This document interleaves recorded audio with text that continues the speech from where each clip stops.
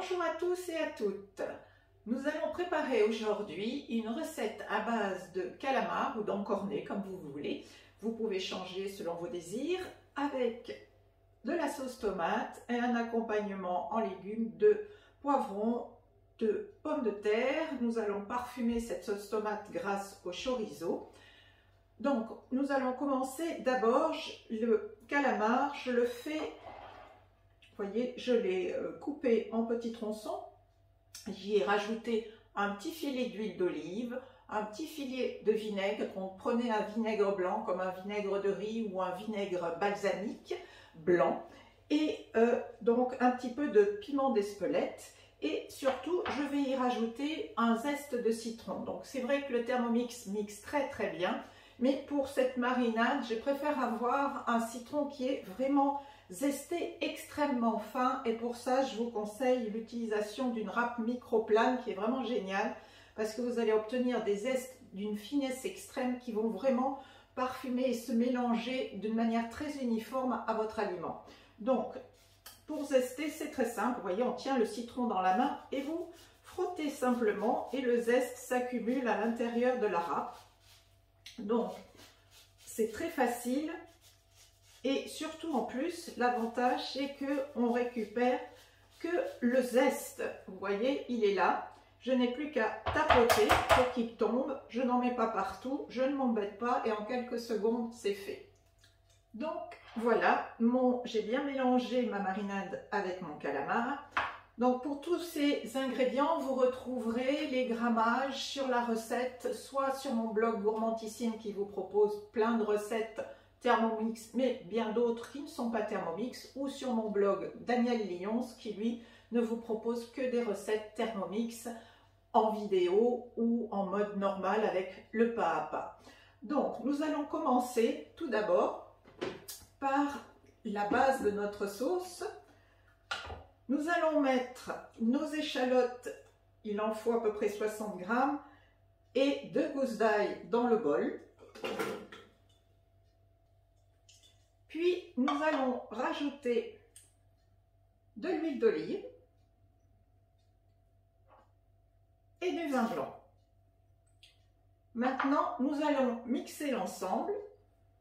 Je repositionne le couvercle et le bouchon doseur et nous allons donc mixer 5 secondes vitesse 5. Donc on part sur l'écran principal, assurez-vous que le rond des secondes est plus gros que les autres. Vous rentrez vos 5 secondes, on appuie sur la vitesse de mixage et on y va pour 5 secondes vitesse 5.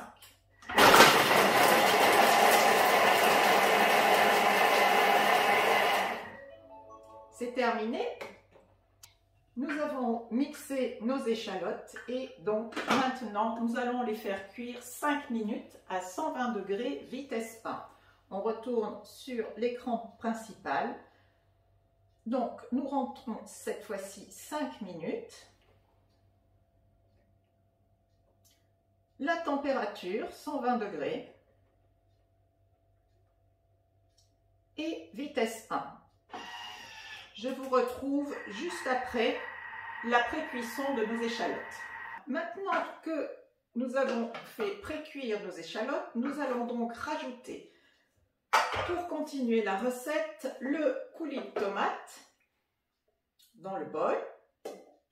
Nous allons rajouter le chorizo qui va donner un petit goût. Alors vous pouvez tout à fait utiliser soit du chorizo piquant, soit si vous n'aimez pas le piquant, vous prenez du doux, ça ramènera quand même le goût du chorizo et le goût de l'Espagne. Et nous rajoutons donc nos petits poivrons coupés en morceaux. Je remets le couvercle, j'enlève le gobelet doseur pour positionner maintenant mes pommes de terre que j'ai coupées en petits dés et que nous allons mettre dans le varoma par-dessus. Elles vont cuire grâce à la vapeur du bouillon, enfin du coulis de tomate. Donc, pour l'instant, je positionne mon couvercle et je vais lancer la cuisson 25 minutes, varoma vitesse 1.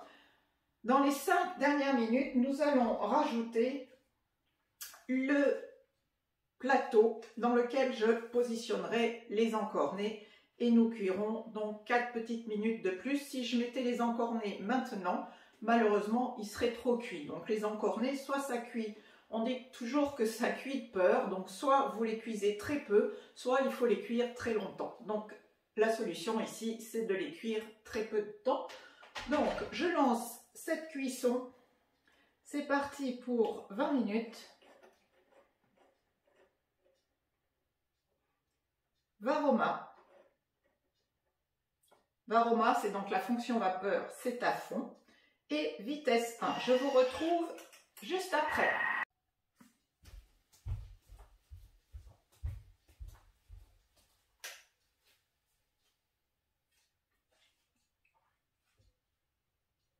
Voilà, l'appareil vient de sonner. Donc mes 20 minutes de cuisson sont terminées. Je vais pouvoir donc rajouter mon petit calamar que j'ai positionné sur le plateau du Varoma comme je vous disais tout à l'heure. Donc je le positionne au-dessus des pommes de terre et je vais donc terminer cette cuisson 4 minutes.